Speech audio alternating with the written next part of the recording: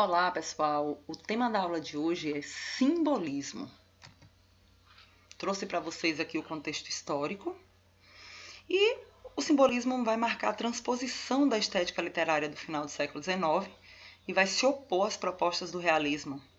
Esse movimento, em Portugal, está intimamente ligado ao estado de depressão que domina a sociedade em consequência da crise da monarquia, da crise econômica e financeira e do ultimato inglês. Para vocês entenderem esse ultimato, a gente tem que imaginar Portugal, no final do século XIX, em meio a uma significativa crise política.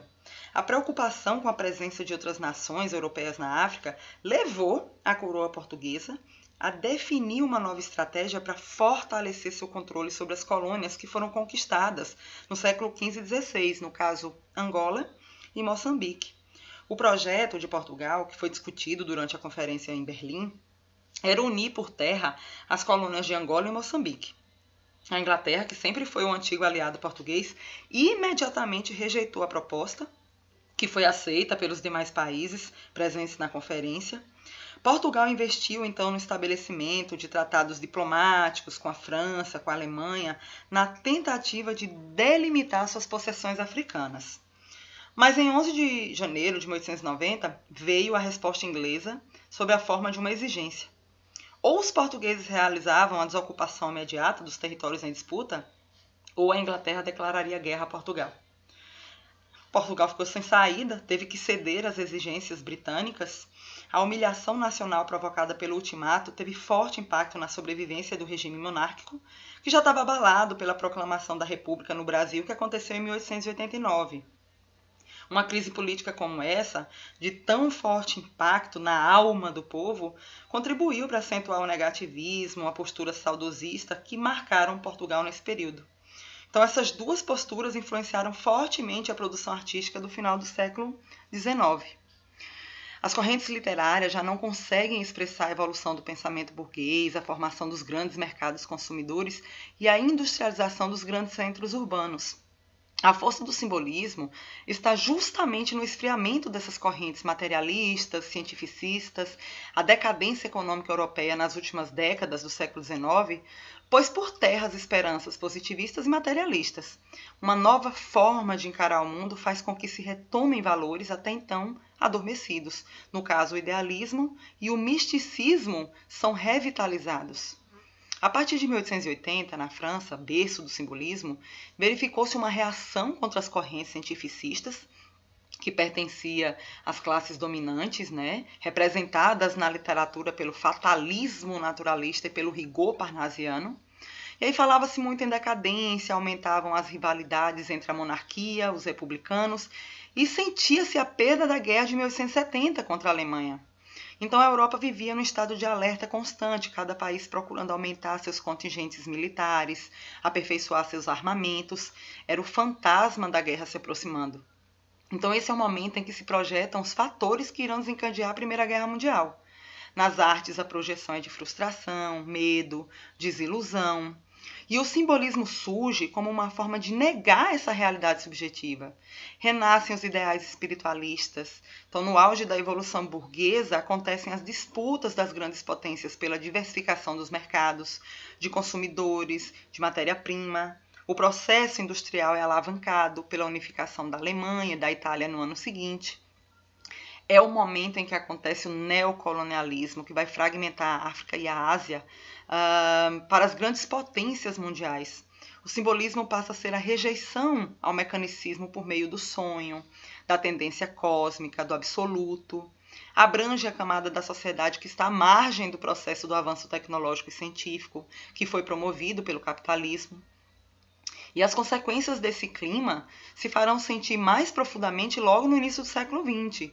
As últimas manifestações simbolistas e as primeiras produções modernistas serão contemporâneas da Primeira Guerra Mundial, que acontece em 1914, e da Revolução Russa em 1917.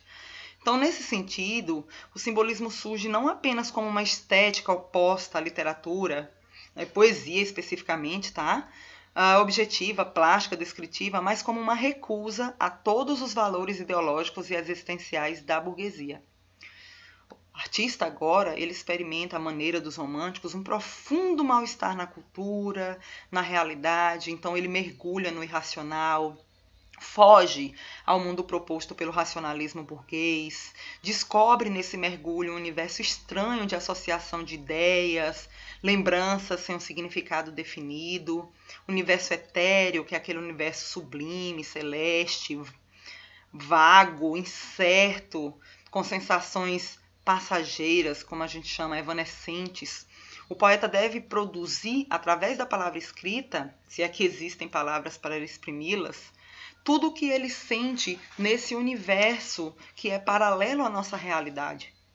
O naturalismo e o parnasianismo estão definitivamente mortos, conforme sentenciou um crítico literário da época. Os primeiros indicativos do movimento apontam para Baudelaire, através de publicação de As Flores do Mal, 1857, e trazem aí certas perspectivas simbolistas. E aí nós temos a capa, a imagem da capa. E no ano de 1884, Verlaine publicou sua obra intitulada De Arte Poética, onde os princípios da escola simbolista eram evidentes. Em 1886, Jean Moreas usou um manifesto para formar teoricamente o simbolismo, assim como acontecia em outras estéticas. Um manifesto era uma forma de apresentar a estética para o público. Então veja o que diz um trecho desse manifesto. Como todas as artes, a literatura evolui. Evolução cíclica, com todas as voltas estritamente determinadas, que se compilam com as diversas modificações trazidas pela marcha de tempos e pelas revoluções dos meios. Seria supérfluo observar que cada nova fase evolutiva da arte corresponde exatamente à decrepitude senil da escola imediatamente anterior. Assim, o romantismo, após soar todos os tumultuosos alarmas da revolta, após haver tido seus dias de glória e de batalha, abdicou de suas audácias heróicas. Na honrosa e mesquinha tentativa dos parnasianos, ele esperou falaciosos renovadores. Depois, finalmente, tal como um monarca deposto na infância, deixou-se depor pelo naturalismo, ao qual não se pode conceder seriamente senão um valor de protesto legítimo, mas imprudente. Uma nova manifestação de arte era, portanto, esperada, necessária e inevitável. Já propusemos a denominação de simbolismo como a única capaz de designar razoavelmente a tendência atual do espírito criador em arte. Características do simbolismo. Vamos lá. A linguagem é vaga, fluida, preza pela sugestão, abuso de metáforas, aliterações, comparações, sinestesias, cultivo de formas fixas para o poema, especialmente do soneto, misticismo, sondagem do eu, valorização da intuição, religiosidade. Interesse pelas zonas profundas da mente humana e pela loucura.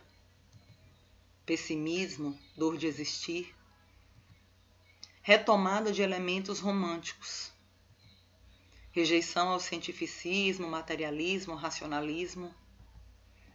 Manifestações metafísicas e espirituais, fundamento de toda especulação a respeito das realidades suprassensíveis, totalidade cósmica, Deus ou a alma humana, e fonte de princípios gerais para o conhecimento empírico.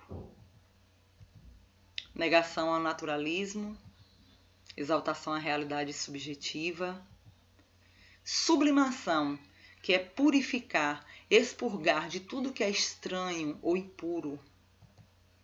Musicalidade. Na tentativa de sugerir infinitas sensações aos leitores, os simbolistas aproximam a poesia da música. Entendamos, não se trata de poesia com fundo musical, como acontecia, por exemplo, no trovadorismo, que havia o acompanhamento das liras e tal, mas poesia com musicalidade em si mesma, através do manejo especial de ritmos de linguagem, esquisitas combinações de rimas, repetição intencional de certos fonemas, sujeição de sentido de um vocábulo à sua sonoridade, etc. Então, como dizia Verlaine, a música antes de qualquer coisa. Alienação social. Maiúscula alegorizante, palavra escrita com inicial maiúscula.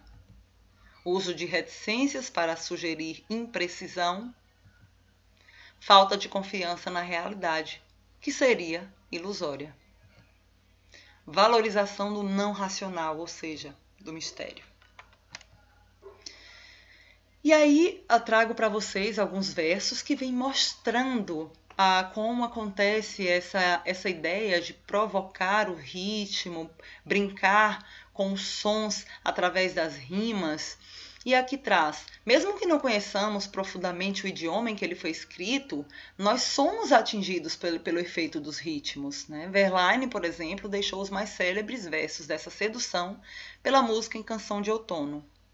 Os soluços graves dos violinos suaves do outono ferem a minha alma num langor de calma e sono. A música é obrigatória, como nessa espécie de receita poética de Cruz e Souza. Derrama luz e cânticos e poemas no verso e torna-o musical e doce, como se o coração nessas supremas estrofes puro e diluído fosse.